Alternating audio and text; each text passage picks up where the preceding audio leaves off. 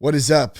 In some special times in the world today, that's for sure. This episode of the podcast is brought to you by Promises Behavioral Health. Now, Promises is a family of mental health and addiction treatment centers, and they're based out of Nashville, Tennessee, and they're ready to help you or your loved ones stay committed and achieve your promise of recovery. Now, there's a lot of treatment centers out there you can reach out to for help. There's a lot of places you can turn to, but who do you know, or how do you know who you can trust? And that's where Promises comes in. They have highly trained staff members throughout a variety of treatment centers, and they also their people there care. They have many family and friends in recovery themselves, so they get it. It's a great place to reach out to if you need some help. You just have a couple questions, maybe about your own situation or about a loved one. And if you want to do that, you want to reach out, you want to get some info, here's what you can do. You can go to promisesbehavioralhealth.com/soberguy, or you can call 888-205-1890 and tell them that you heard about them from that Sober Guy podcast. Let me give you that one more time. It's promisesbehavioralhealth.com/soberguy. Or you can call 888-205-1890. All right. I got my good buddy C, coming on the podcast today. Also my sponsor and a great guy all around, doing a lot of good work in the recovery community as usual. And we're going to talk about what's going on today, what's going on with all of this isolation stuff, how we're feeling a little bit isolated, but how we're not letting that hold us back. We got lots of online meetings going on and plenty of resources to provide you guys with and a little bit of convo to help give some insight from our perspective on what's going on. So let's start the show today. That Sober Guy podcast contains adult content, merciless truth, and emotional nudity. Listener discretion is advised. I'm Shane Raymer. You're listening to That Sober Guy podcast. We help people stay sober. You can check us out at thatsoberguy.com. You can connect with us on Instagram at RealThatSoberGuy and on Twitter at Shane Raymer. Want to welcome Buddy C to the podcast today. I think I took you off mute, Buddy. How you doing, man? Doing well, my friend. How about yourself? I'm doing good. It's good to see you again. I've seen you every day this week because of our online meetings that you helped head up. I'm going to have to cancel a meeting tonight just to get a break from you. Seeing too much of that Buddy face, man. Looking good though. Always good to see you, man. Always a sense of a little bit of comfort, a little bit of insight. We're going to have some convo on what the hell is going on in the world, man. It's crazy right now. Like, we've never seen anything like this. And even if we just start with AA or 12-step meetings or any support groups, man, they're all closed. Like, from that hand-to-hand handshake or that fellowship in person. And so we're having to adjust and find some other options. You know, even if you find a meeting that's open, it's weird because everyone's avoiding each other. You don't even get the contact that you would normally get if you found a meeting that was open. Yeah. You know, so it's weird just in the fact that even if you find a meeting, it's weird, you know, not to mention all of the clubhouses that are closed. I took some flyers around to different clubhouses in the Atlanta area, letting people know about an online meeting that we're doing. Yeah. And it was just surreal to pull up to a clubhouse that's usually got cars everywhere, and there's nothing and a big sign on the door that says closed. Yeah. Until like the end of the month, most are till the 1st of April at this point. Yeah, that's a good caveat at this point, because no one really knows how long this thing is going to last. I mean, I've heard things saying this morning, we got a message from our corporate leadership saying that this thing could go well into the summertime, you know, this isolation stuff. And that's kind of a little bit one of the topics we're going to touch on today too. But I wanted to say real quick, I was in the bank just day before yesterday, and I was standing there, and I'm not sick or anything. I guess maybe I was just clearing my throat, you know. I kind of coughed a little bit, and as soon as I did it, man, the lady in front of me, I mean, immediately just, you know, 6 steps away, like I was just infected, you know. And I get the mentality, right? Like everyone's on high alert right now. Nobody wants to get sick. Nobody wants to catch this thing that's, you know, supposedly going around, that's this infamous, you know, virus. And at the same time, man, it's just like, I think it's kind of unbelievable a little bit. And I think that's what a lot of people are having to deal with right now, that anxiety, that fear. I think fear has been the main topic every night of the meeting, or at least maybe it's not the main topic, but it's came up every night in the meeting, that fear, that anxiety that people are trying to deal with. What's your thoughts, man? I mean, that's been a pretty common thought that people are dealing with right now. Well, at first I was not taking this seriously, and it really goes back for me to, I don't believe what I'm told. Yeah. I don't believe what the news says. Yeah. I don't believe what my government says. I don't want to get into all that with you. I know where you can run with that. And we might get down some rabbit holes that can get a little crazy, you know. I'll keep it tame, but I don't believe what I'm told. Yeah. So when they tell me this is coming, I'm like, yeah, right. Yeah. We've heard it all before. Swine flu, all the different types of flus, all that shit. Yeah. And then I realized the reason I needed to take it seriously was not for me. It was, again, a way for me to give for those people in my life that may be susceptible to this. Yeah, it's good. No, go ahead, please. No, I was just going on about that, that the more it's like everything, the more I can make it about someone else, the more acceptance I can have about it. So I didn't like it, but okay, I told my parents, they live an hour from here on a lake. Yeah. And not a bad place to be sequestered, and I said, y'all stay at the lake. Dad, you fish. He's 80 and my mom's 74. And she's susceptible to this, though. She is not in good health. So I said, y'all stay at the lake. I will bring you groceries once a week. So we worked that out. So they're okay, but I'm taking care of them in that regard. And we just have to take it seriously for those other people around us that may not be as healthy. Yeah, that's good. Well, whether it's as serious as they make it out to be or not, it's really not the point. The point is that I can put it in a place of help and a place of service instead of a place of inconvenience and a place of fear and all those things. And I can go to anger more than fear in that they're screwing my day up, and start with all that. And before long, I'm MFing everybody, Yeah. That's and I've lost all the peace and joy that I could possibly have. Well, I think to kind of piggyback on that too, it's a great way, that service mentality and helping others, if it's not directly health related, which is a great point, but also just help related from a recovery standpoint, in the fact that it's really helped to keep me out of my own head. And I shared this in the meeting the other night, but I think it's a good example. Like my day, like I tend to start it off, well, I get my meditation in, a walk. I like to walk and meditate. I like to kind of get my day started, be up early, get some coffee going.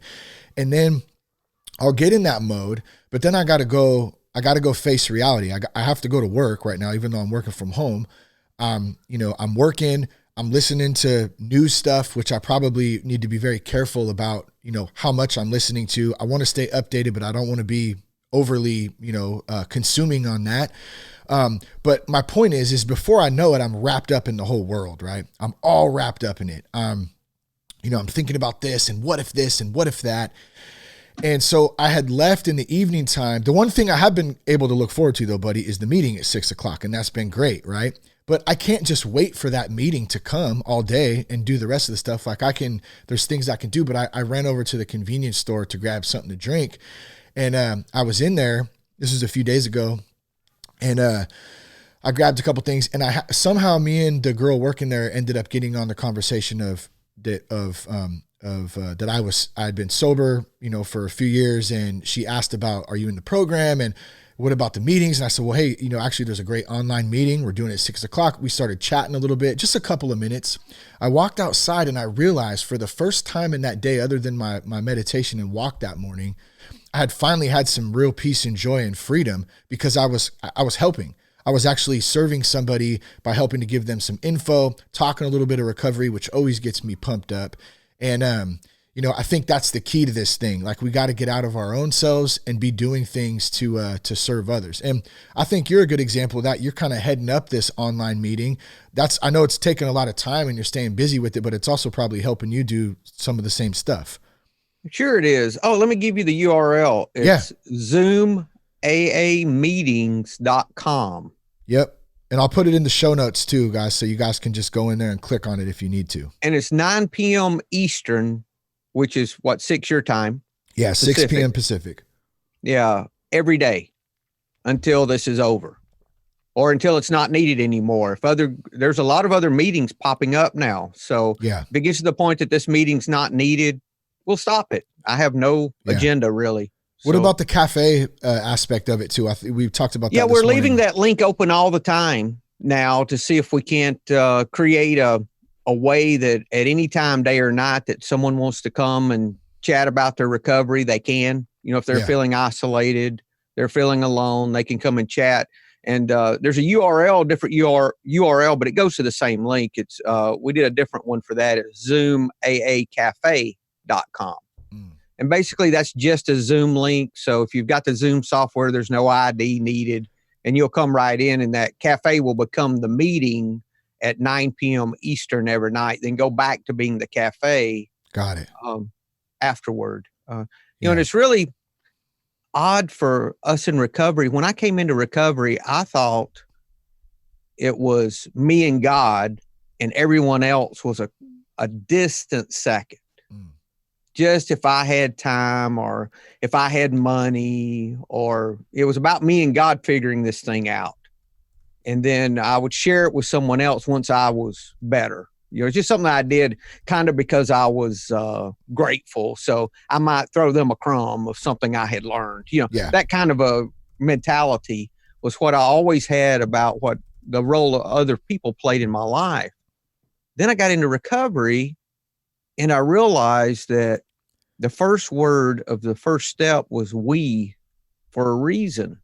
And every step, I think other than one, is written plurally. So they're all plural. So it's always our and we and ourselves and not me. Yeah. And I realized how much others played a role in my recovery, and that I got better not by helping me, but by helping you, just like you were talking about. That's the real truth I found in recovery. So my whole life shifted. So anytime, my prayer changed from over time, from God help me to God, who can I help? Yeah. We've talked about the wall, the proverbial wall. When I have that problem, I used to think that, I just climbed the wall and then God would help me with a little bit I couldn't do. Instead, I have found that when I get to that problem that I see as that proverbial wall, now, first thing I do before I even try to climb over, say, okay, who around here needs help over this? Who can I help? Then help someone else. And then I get over whatever the problem is, whatever the issue is. With my effort is not in getting over, but my effort is helping someone else get over. So that's what I learned in recovery. So now that whole dynamic has shifted. You've got the clubhouses closed, and you've got meetings closed in churches, and you've got people who you say you've got to, you need to help somebody. You need to be a part of, not separate and distant. And then now we're having to be separate and distant physically, but we don't have to be spiritually. Yeah, that's good. We don't have to be spiritually. And there's so many resources. And I know that's one thing we're going to talk about, was all the different resources there are to stay connected that we wouldn't, normally think of, that we can substitute and maybe even become a part and a tool for us as we move forward in recovery. Yeah. There's the Zoom meeting we're doing at night in the cafe that we have going on, but we had 27 the first night, I think, 35 the second, and 50 some odd last night. So, a lot of people. Had a guy with 10 days one night, a guy with, I think, 2 weeks last night. Yep. I couldn't imagine just starting recovery and now I've got to be isolated like this. Good Lord. No, that's such a great point. There was a lot of different folks in the meeting from all over the place that had different, different stages in their recovery, which is always great. But that's a good kind of segue, I think, into this isolation piece of this. And we want to talk a little bit about why that's important, why it's important to stay connected. And then, you know, we'll give you guys some of those resources that we're using or that we know about or whatever. But man, alcohol, let's talk about that first. That isolates us.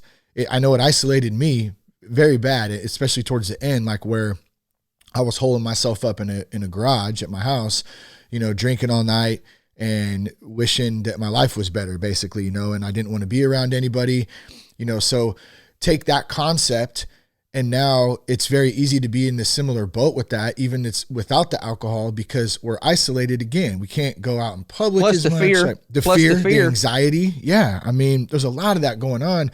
I think it's important that we're able to flex in these types of situations, and this type of situation, which nobody's ever seen in the history of our country. You know, we have to be able to go into this digital mode right now and use the tools that are there in order to stay spiritually fit, to stay connected, the phone, text, all that kind of stuff. So we started with the Zoom meetings. I'm sorry, go ahead, buddy. I was just going to say there's, I know you mentioned pretty regularly, dailyaaemails.com, Transitions Daily. Mm-hmm. It's a great way. One of my favorite things to do when I take a dump in the morning is take my dump and read Transitions Daily. Right, buddy? You that's the time you have for your father, right? Make me feel guilty. Are you pulling the God card on me, buddy? Yeah. Well, you know, I'm just saying, you're right. The time you can do nothing else, you spend with God. That's so right. I understand. Trying to kill two birds with one stone. I can be tough on you, man. I can be tough on you. I love it. No, but Transitions Daily, great. It really is one of my favorite resources. And even if you already get Transitions Daily, which is a daily email, you can get that by email, and it's all the daily readers that most of the ones we have in AA. You can also get that by podcast and have it read to you from different people all over the world in AA that read those. Then at the bottom of the sign up page, though, there's a list of recovery podcasts. Lots of good podcasts there. Actually, your podcast is on there, Shane, and then there's a lot of other podcasts on there too. Real good ones: Recovered Cast, Sober Pod, Boiled Owl, one of my favorites. I had never seen Don before. His name's Don, right? From Boiled Owl. Doesn't he look like Shaggy? Like an older Shaggy? From Shaggy Shaggy from Scooby-Doo. That's funny. I don't see the resemblance, but I don't know. Maybe I'm off. The next time, that's what he reminded me of, because I was on their podcast. I went over, and it was like last year sometime. Yeah. And that's what he reminded me of. He's an artist too. He's kind of artsy and all. He seems like a good dude too. He's got some knowledge. He's great and very knowledgeable. Yeah, very seems knowledgeable. Like it. But so that podcast, and of course Share podcast, several others on there. Yeah. So you've got all those resources. So as far as online and connection goes, you've got all these podcasts. You've got even Sobercast, which has a lot of speaker meetings. It's all these different speaker meetings. So you've got that.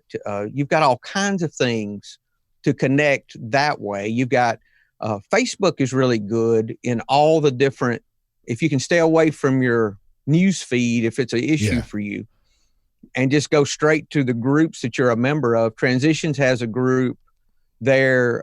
You've got Share, you've got your group, Sober Guy, Sober Girl. You've got that. Tons of different groups. We have another group that's actually called AA. And a lot of these are private groups where people can't see you as a member of. If you're concerned with your anonymity, you can look and see the restrictions on the group. So that can protect your anonymity somewhat. I don't post anything about recovery in my regular Facebook. I try to keep that separate as much as I can. Yeah. I don't think that I need to promote recovery personally. I believe that if they can't see something they want in me, they don't need me telling them about it. Yeah, no, nobody wants to be told what to do anyways, right? I mean, right. Like I know I'm an ass like that. Like, don't tell me what to do. It's probably why it took me so long to get sober. I had to figure it out. That's why we suggest things. Exactly. And share our own experience, right? I'm yes. Hey, but here's the great thing about that. You taught me this too. You can never tell me I'm wrong. When I share my own experience, you can never, you can disagree with me. You can say, I don't see it like that, but you can't tell me. Or you can say, that's not my experience. It's not my experience with it. It's a nice way of saying, you're wrong. Okay. You're wrong. Damn it. No, but so let me do this real quick too, since we're on resources, so I don't forget. Tomorrow night, we're going to put this out today, which is Thursday, but tomorrow night, which will be, let's see, today's the 19th, it'll be the 20th. We have our TFH men's group that is usually meets on Fridays, and obviously because churches closed down, clubhouses, groups, everything's closed. We're going to live stream a podcast tomorrow night through Facebook, through Instagram. I don't have the Facebook link, but I'll try to get that in the show notes before the end of the day today. But it's TFH_men on Instagram. When we live stream that, it's tomorrow at 7 p.m. Pacific time. It's going to be myself, Pastor Tim Nally, a couple of other guys from TFH Men's with some good insight. And we're just going to be talking about how to lead our families through some of these times, and how to rely on God and trust in God that these times are going to work out just how they're supposed to, and be good leaders. So if you want to check that out again, and you can always hit me up on Instagram at @realthatsoberguy if you have questions or you're searching for the link or the whatever. But one more time, it's TFH_men. You can go on it and follow it. They'll probably be posting some stuff as we get prepped up to record that tomorrow night. So just another resource. There's all kinds of them out there, man, but the isolation thing, let's jump into that. Unless you had anything else to add on the resources page. No, the resources are good. I do want to talk about tools and all that we can use. And the isolation's huge. For me, the solution is always, how can I help you? So if I'm isolating and feeling depressed or feeling alone, my question needs to be, God, I'm available. Who do you have that I can help? Yeah, that's good. And if I'm sincerely available, then I will have no problem finding some way to get out of myself. I've never had that problem, Shane, ever. Yeah. That if I am sincere and I really want the help and I am available, I stumble over people to do things for, or it'll just come to mind. Yeah. You haven't contacted whoever lately. They may not even be in recovery. Mm-hmm. You haven't done this. You haven't taken care. Oh, okay. Well, I will do that. And just doing the next right thing and being in the moment, because a lot of the fear that's really bothering us in the moment, if we can stay in the moment, it's not there. Yeah. Most of it's future tripping. Mm-hmm. Or we're worried about how we're going to pay our bills, or how is this going to happen, or we hope we don't get sick, or we hope we don't kill grandma, or all those things, Hope our kids don't drive us insane right now. We got the nephew and the niece and my kids at the house going insane right now, and me and Jess are trying to work, and it's crazy. All kinds of stuff. Yeah, so who can I help? Who can I help is the first. And if it's nothing more than going on your recovery Facebook and liking someone's post or encouraging someone else, or if you have a sponsor, which I would recommend everyone having a sponsor. Yeah. Call your sponsor and ask your sponsor what you can do to help someone. It's all those things. I mean, it's very little do we have to decide for ourselves regardless, Well, and it's funny how we're kind of forced into, like, we've had many of these conversations, right, about serving others and get, like, when we're in our head, we need to help somebody. When I'm struggling with something, I need to be praying for somebody else. And it is crazy how in times of crisis or times of change or whatever you want to call this weird time right now, I'm almost feeling very forced into that in a good way, because if I'm not, I'm so up in my head, future tripping. That's a big one. I'm glad you brought that up. That's been in the meetings a bit too, about the future tripping stuff. Like what can I control and what can't I control? The shit that I can't control, I need to leave alone. I need to pray about it. I need to ask God for peace and being at ease with that. I can control my attitude. I can control my service to others. I can control showing up when I need to show up. That's really it, right? I mean, that control piece is huge. That's huge in the steps. Yeah. And this is the thing. You can only help someone in the moment right now. Most of the time, your fear is not in the moment. Your fear is not right now. It's past or future, huh? Yeah. And past and guilt and shame, or future and worry. So if we can bring it back, I can look at my feet. I can even step my feet and say, I am right here. Yeah. Yeah, that's good. Be where my feet are. Oh, I want to mention Sober Meditations app too. Oh yeah, please. I'm putting together some contemplative meditations, and I'm hoping I can get some other folks in longer term sobriety to post some meditations as well. If you're interested in that, the contact information's in the app, but the app's in both for iPhone and for Android. And it's just Sober Meditations is the name of the app. It's got a picture of Flagler Beach, as a matter of fact, in Florida on the front. So lots of good contemplative meditations. That's another thing you could use. Yeah, that's and there's a ton of stuff on there. I know you've been working hard to I've got over 200, approaching 250 meditations. I'm up to step 6, I believe, and I just recorded step 7. So I'll have some more on in April. And I know I've already filled up March. I know you're trying to get some other folks that you mentioned too. So 2 things out there. I'm giving a shout out to Seth, because I know we kind of talked about this and I still haven't made the connection. That's my fault, and we'll do that. But also with Seth, one of the great things, I shared this last night and you just mentioned it. He early on when I first got sober, I remember him telling me, hey, if you feel lost, if you start future tripping, if you're feeling anxiety, fear, whatever it is, like, just take a look down at your feet, because God's got you right where you're supposed to be. Like, you're right where you need to be right now. And so I've used that as a tool to kind of help ground me in those times when, between that and the Serenity Prayer, 2 very simple and easy to use tools that can help bring us back to the present moment and help us sit in that moment and cut out a lot of that garbage that goes on up inside this gnarly ass cranium of mine. Because really, if you're in the moment, most of that fear is not there. No one's turning off my power today. I'm not losing anything today. I have food to eat today. So God has met my needs for today. Yeah. Now, what's going to happen a month from now, 6 months from now? I don't know. I could fall over with a heart attack in a minute, and none of that matter, So what I'm saying is staying in the moment and God taking care of the moment is where I need to be. Because there's enough, what's the Bible verse about that? There's enough worry for tomorrow. So don't borrow the worry from tomorrow for today. Yep. So keeping it in the moment is so big a part of this. And I use meditation for that a lot. And also sometimes just saying what I'm doing. That's like a good if one. I'm brushing my teeth, I'm brushing my teeth right now. Yeah. I'm doing this right now. I like to do, I'm wiping my butt. I like that one. I'm not going to go that far.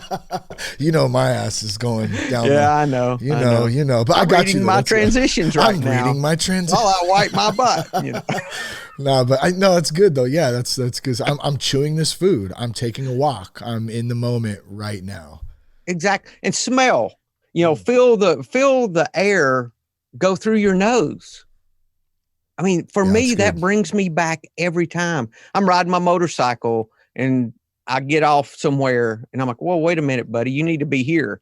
And I can start feeling the air move through my nose. And I'm like, yes, I'm here. Yeah. And that kind of a thing. You learn little tricks like that help you. Yeah. But there are a lot of, we've been, during the meeting on the nightly 9 p.m. Eastern meeting, we've been listing the different ways that we stay spiritually fit with this that we're doing. So everyone's talking about that. The first one was gratitude, which is huge because I can look back in my life and see that God's always taken care of me. And in the moment, it may seem chaotic and that I'm bouncing around. But if I look back, I see a straight line. So I'm still in that line, whether I realize it or not. Yeah. And I'm headed exactly where I'm supposed to be headed, and God's going to take care of me, whether this is all planned, or whether it's that after the fact, God takes every detail and works it into something good. I don't know which it is, but it doesn't matter. Yeah. I'm headed where I'm headed, and it's so far beyond my control. It's like, I think of it like I'm flying in an airplane, commercial liner at 550 miles an hour. Just because I don't feel like I'm flying, or take a nap and I wake up and I realize I'm on a plane and, didn't realize it. Yeah. Does not mean I'm not flying, or doesn't mean I'm not headed where I'm supposed to be heading. And in the same way, I think we're headed in the same with the will of God and God's plans and designs for our life. Yeah, that's good. So I've just got to relax. And when I doubt that, I can look at gratitude and see that I can look and be grateful and make a gratitude list. I would recommend. Yeah, that's you good. Could even go as far, if you're really having difficulty, try making a gratitude list for the coronavirus. What could you be grateful for in this situation? What can you find to be grateful for? Well, I have a great example of that right now. Like, and trying to, and this is about perspective, what we're talking about, right? Keeping things in perspective and gratitude. Yes. And this is the things that I can control right now. Like, and I love this. Actually, I showed Jess this. You had sent me the email the other day. I can't remember if it was the one attached with the clubhouse flyer or whatever, but you had crossed out challenging times and put opportunities in there. That was you, right? I'm pretty sure. Yes. Yeah. I can't remember exactly what it said. I can try to go find it in a minute maybe, but, basically, what's my perspective on all this? How do I find opportunities? One of the opportunities for us, man, life was getting so busy. Life was so busy. Like we were kind of like feeling like we were suffocating, man, between sports and work and school. And there was just a ton going on, a lot of different things. And we weren't spending a lot of time together, and it was just so busy. And so right now we've actually, although it's definitely a trying time and a different time, one way I can be show gratitude and be grateful for is that, man, we really get to spend some time together right now. And there's some moments when I'm like, get the hell outside because I can't take any more of this screaming inside the house, the playing. But at the same time, I love it. And it's something that we're able to put in perspective and say, hey, man, at least we get to sit down and have some dinner tonight. We're hanging out today. We're spending some time together, slowing down a little bit. So I think the perspective on that, we got to stay in what we can control and leave the crap that we can't control. Let it float away because there's nothing we can do about certain things, Yeah. The sentence in that email was, I hope you're doing well with the hardships struck through, changes struck through, opportunities we are all enjoying. It's good, man. It's so good. And these are opportunities. Like, I've been in a meeting every day this week. That's a great opportunity. It's where I should be. Meeting people from all over the world. I met a lady this morning from Tasmania. Oh yeah, I remember you saying that. In our coffee house. Just hanging out. Yeah. I couldn't believe it, and she needed to talk to someone. Yeah. Isolating like the rest of us, So it's just opportunity to stretch and grow and learn that recovery is more than what any of us have, these boxes that we've put recovery in. So let's bounce that off. And you guys out there listening, like, what are your opportunities? What opportunities do you have right now? What opportunities are coming up what opportunities can you create to serve others, to do whatever it is? It's an opportunity for you. Really focus on putting that into perspective. And maybe I'll post something up on Instagram about opportunities about this podcast. Maybe we can even carry that as a topic into one of the meetings coming up. What opportunities are you looking for? Because I think that's a great thing to stay focused on. One opportunity I took note of here, we watched WWE. I think it was last night. I think it was the night before last. Yeah, we were flipping through. And Cash loves wrestling, right? We're always wrestling, and we went to this live event a few months back that was it was like a local wrestling thing. It was so awesome. And so we turned it on, like, oh, WWE, Friday night, whatever's on, right? And I'm not even a huge WWE fan. I've never been really into it, but so we put it on. Well, they had for the first time ever, no audience, right? They're at their training center in Florida. And they're doing, it's Triple H, and I forgot the other guy's name, and they're kind of doing the commentating. And what they're doing is they're doing these live performances with no audience. But here's the opportunity in this. And this might be kind of a goofy example, but it's an example, and I think it works well, is that the people that are performing right now are the ones who were in training to come up through WWE. There's an opportunity. People want to have a little bit of entertainment right now in a time of crisis and maybe relax at the end of the night, watch something that they can connect with their family on. These folks are getting an opportunity to do that, and they're showing up and they're doing it. We had a good 30 minutes of just checking out brains for a minute, letting go of some of the weirdness going on right now and spending some time and laughing and, oh man, look at her, oh, that's crazy. But there's opportunities all around us, and we really got to recognize what those are, you know? I know it's not real, but that's got to hurt. Dude, that's what Jess said. She goes, oh, how is it real? I go, well, just look. The dude just jumped off the top rope and did a flip and landed on his stomach on the other guy's face or whatever. Like, it's real, but it's scripted. So that's the way to describe it. My grandparents watched wrestling when I was growing up all the time. That was her line. That was my grandmother's line. I know it's not real, but that's got to hurt. We would like to see people hurt, you know. Hacksaw Jim Duggan coming out with the, he had the 2x4. That was Mr. Wrestling 1 and Mr. Wrestling 2 and Dusty Rhodes and all those guys. Dusty Rhodes, Jake the Snake. Oh yeah, so that was even before, huh? Andre the Giant, I remember him. Oh yeah, the Assassin. Was it the Assassin or someone? I don't remember all of them. Assassin. I remember Macho Man. I remember Andre the Giant, Jake the Snake, Roddy Piper. He was a good one. Okay. But, now, anyways, sorry about that. I derailed. No, but hold on a second, buddy, because I just want to point something out. I think that's good right there, man.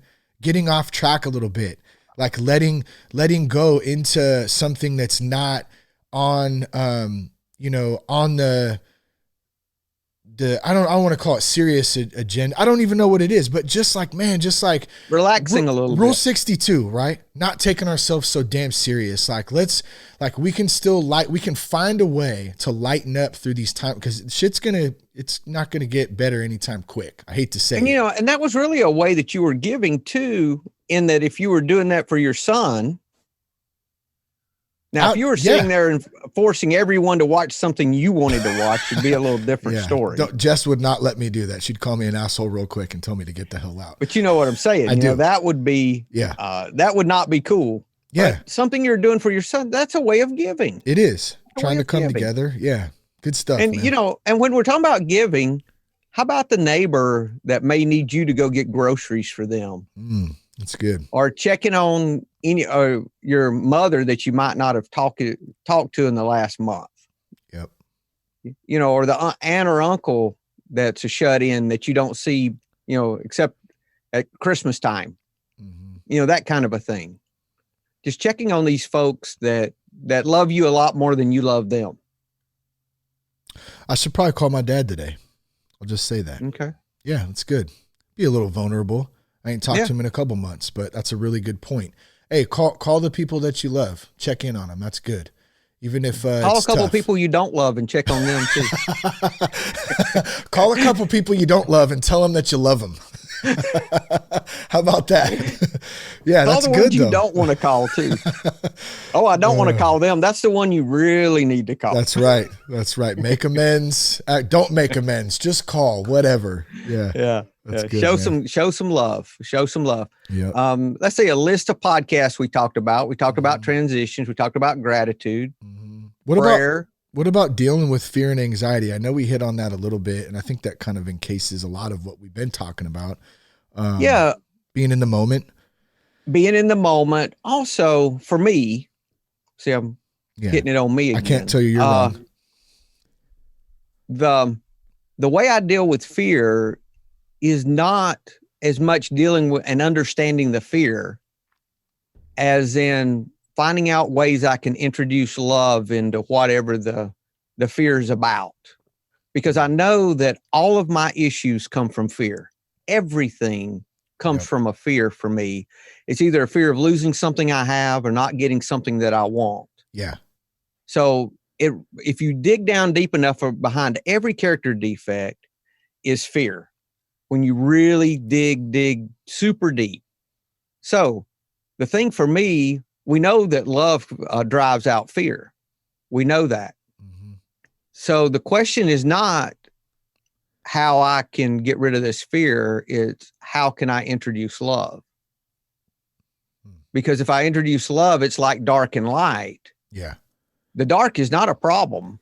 The problem is I just need to get some light in here. So I think fear is the same way for me. The problem is not my fear.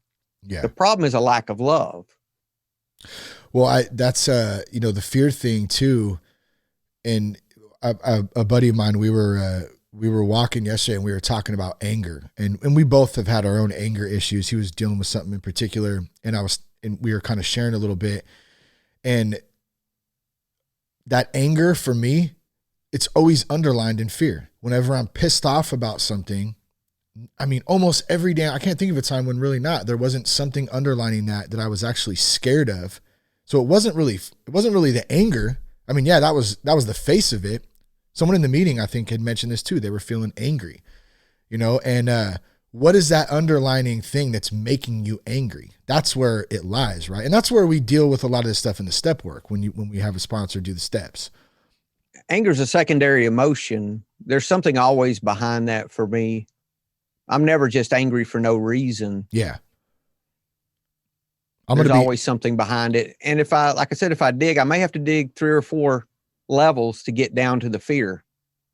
I've mentioned before, maybe even on the podcast, I was angry at my son because he didn't go to college. And he was super smart. He was a star student. Yeah. And he didn't go to college. And I was angry about it. And I would pray and pray and pray and couldn't get over it. So I talked to my sponsor about it.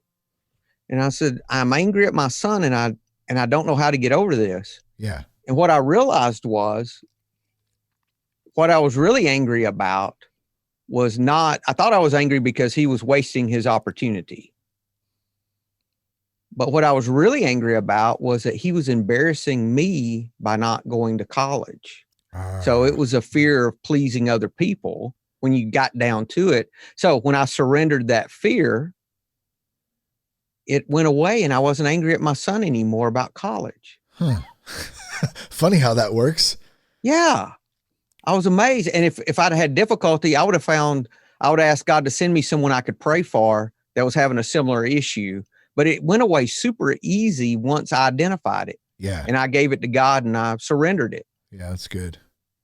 So that was an easy one once I got to what it was. I was at the wrong place. I was asking for the wrong thing. Yeah.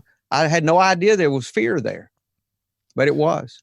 Apparently people are going to be really angry if there's no more toilet paper that comes back restocked. I just don't quite get that, but there'll be a run on bidets. I always say, man, just grab a hose. If you run out, you got a garden hose, get after it. That's it. Man. We can make one, a homemade bidet. Exactly. We'll run the hose in from the backyard. We'll duct tape it up. I've never understood that because cold water, this is not that would not. Yeah, it has to be at least a gentle warm, I would think, otherwise, man, it's going to do me dirty. Okay. Yeah. Tools. I love it. I want to hit this list though. Yeah. These are the things other people were talking about that they were using for their fear. They were willing to ask for help, not only to God, but to other people. Mm-hmm. Being vulnerable, being honest. That, hey, I've got a fear of this. I've got a fear of that. Just being honest and telling someone, getting it out of your head is huge. That's part of the step work and a great reason to have a sponsor or at least friends in recovery that you can confide in. Yeah. Prayer, meditation. I like this one. My life is not mine to manage. My life is not mine to manage, which sounds contrary to everything that we have ever been taught, right? My life is my life and I need to do more. I need to get it done. I need to work harder, do better. Work harder, do better. So what's the thought behind that then? My life is not mine to manage. It's God's life to manage. He's the director. We're just playing our part. Mm-hmm. And if I trust in that, I trust in the process, it'll work out just the way it's supposed to. It might not be how I want it to, unfortunately. It's never exactly like we want it to. Yeah. It never is for me. So I just try to surrender my want to. Yeah. if I can.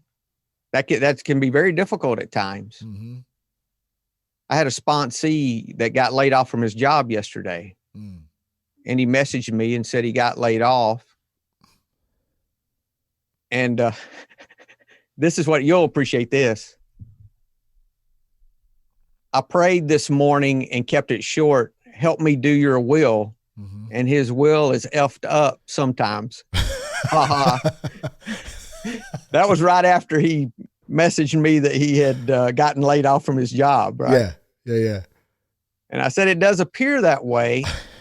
And I said, he said he applied for unemployment and all that. And I said, well, your real employer will just have to provide another way.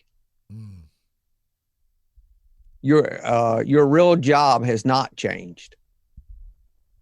So wherever he goes to work, that's not his real job. Yeah. His real job is to do the will of God in whatever he's doing.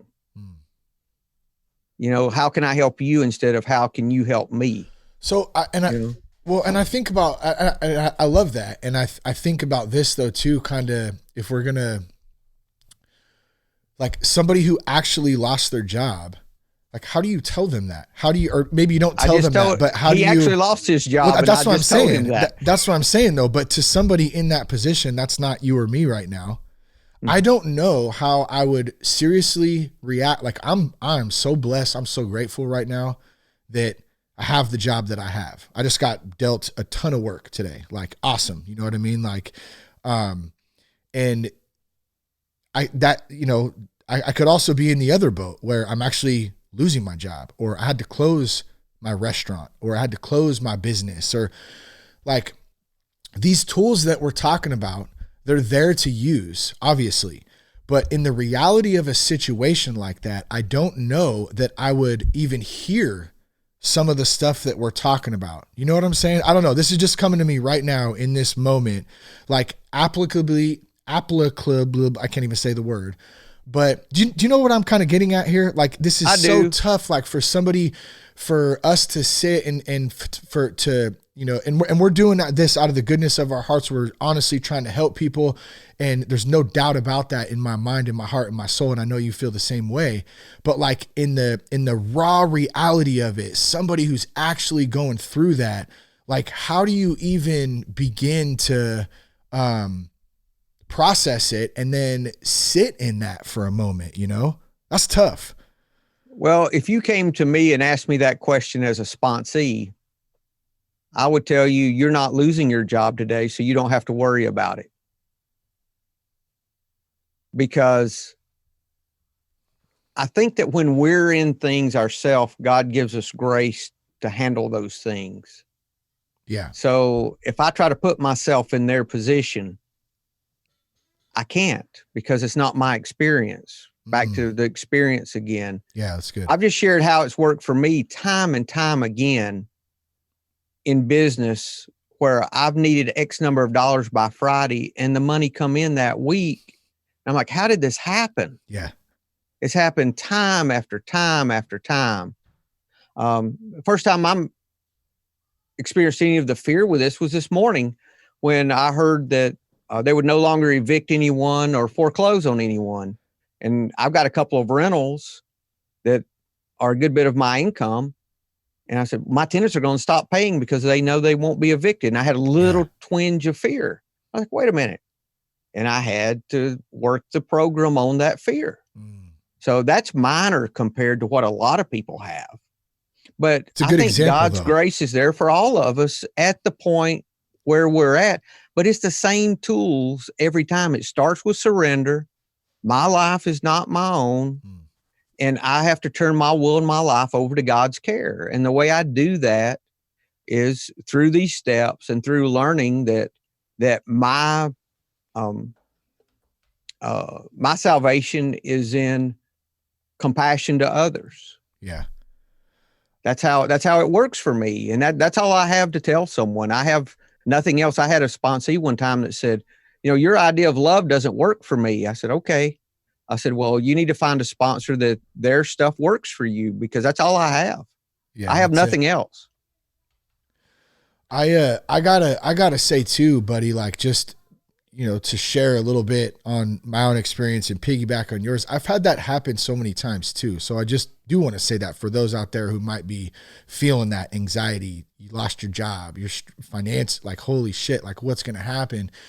There's been so many times for both Jess and I, that we have been in those spots where we're just like, what are we going to do? Like, how are we going to do this? How is it? And it always works out. It might not be exactly how we expected it, but it always has. And keeping faith, right?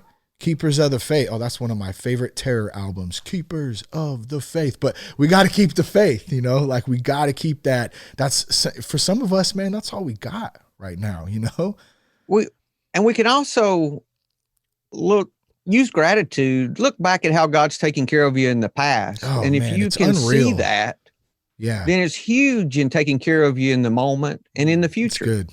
Yeah. And keeping it in the moment.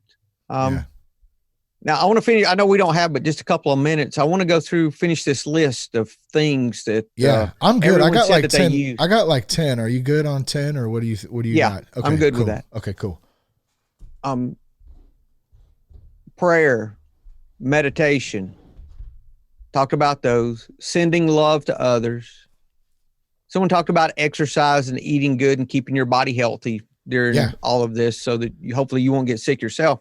And you don't want to have to go to the doctor and hospital for anything right now. Yep. So you want to stay clear of those places if at all possible. We're doing a podcast about that later today, actually, about health, working out from home. So we're going to give you guys some tips and stuff on that as well.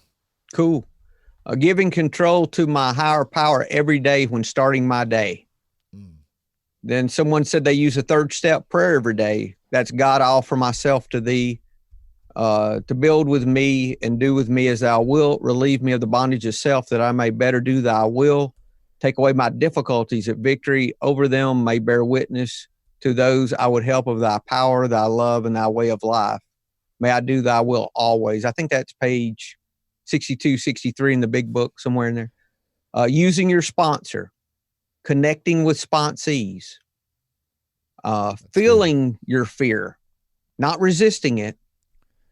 And then once you feel it, then you just ask God to remove it and then turn your thoughts to someone you could help. Page 84, which you talk about all the time. We talk about that continually. Ask God to remove it. Page 84 in the big book. Ask God to remove it. Tell somebody about it immediately. Make an amend if you need to. If you got angry because of it and you need to fix it. Then turn your thoughts to someone you can help. Yeah, that's good. And just that's the simple little practice that we do all the time. Isolation is a great friend of fear, depression, and addiction. Reaching out helps with that. Someone talked about A New Earth by Eckhart Tolle. Sending love to everyone, having a quiet time every morning, 90 meetings in 90 days, even online. There's tons of meetings now. There's another Zoom AA meetings is a group on Facebook, and they have 23,000 members and all kinds of meetings. Oh, nice. So I would just go and search Zoom AA meetings in Facebook and see what pops up. Daily reflections, speaker tapes. Someone mentioned Sandy B. That Sobercast is tons of speakers. Sobercast podcast.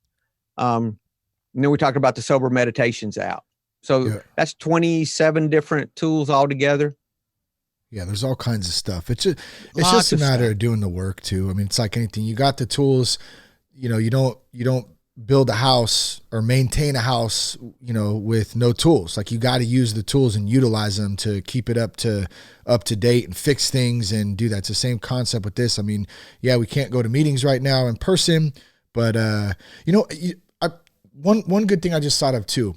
How about some of the old timers, man, in the rooms that might not be as, they're not as up to date with some of the technological stuff and ways that they can get in. I mean, that's something that we can start thinking about too. How can we serve and help some of those men and women who have never done an online meeting before, and maybe they don't know how to get into it. You know what I mean? Like, maybe that's a way that we can start helping others too.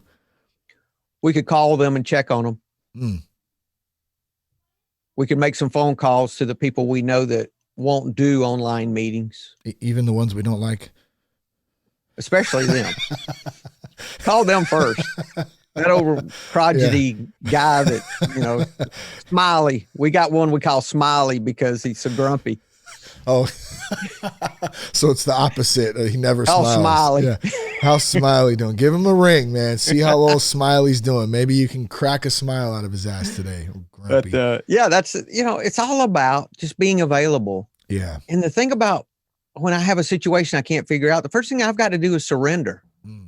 And leave room for God. Because if I think I know all the answers, I've already lost it. Yeah. So I just surrender and say, okay, God, I have no idea what to do here. And as I sit there and just pause and breathe, many times I'll see the right answer immediately. And if I don't see it immediately, I'll sit there until I know the right answer. Yeah. Yeah. And leave room for God to do something. Leave room, because I do not have this thing figured out ever. Well, most of the time, whenever I've had those thoughts, and I have had them, a lot of different times when I'm like, oh, I'm good. I got whatever. And I don't do it consciously. It's never like a conscious thing. It's just like you get in these weird seasons or modes of life. And then always shortly after that, God slaps the crap out of me down. And it's like, yeah, bro, like you need to check yourself, It's like, well, the great thing is, this is life. Mm-hmm. Shit happens. Yeah. This is life. And the rain falls on the just and the unjust. So the whole point of recovery for me is that I can have peace and joy regardless of what's going on. It doesn't matter. If I can be at the right place, it does not matter what's going on. Yeah. I can be at peace, which is the whole point anyway. Huh. That's pretty interesting thought. I mean, the whole concept of recovery in itself can really just be applied very simply to this crazy time we're going through right now. And I think you're right.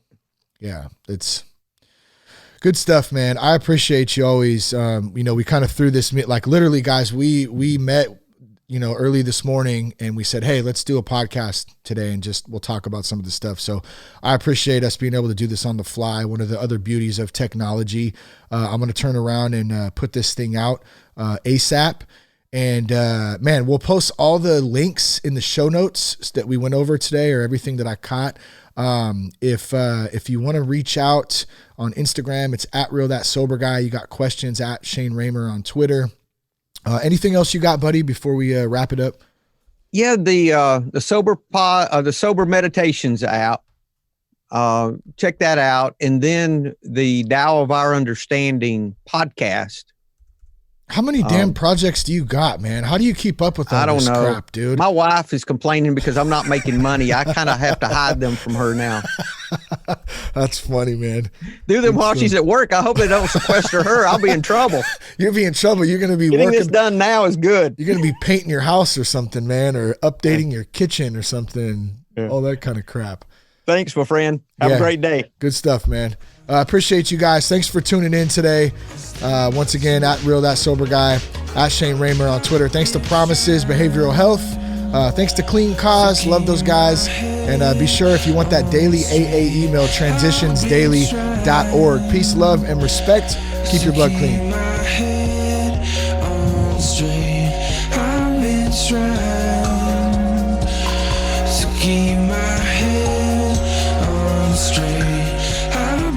Trying to keep my head on straight. You still say that I don't know anything about you. Oh, I don't know anything about you, but I know what you do in the back room. And you still say that I don't know anything about you. Oh, I don't know anything about you, but I know what you do in the back.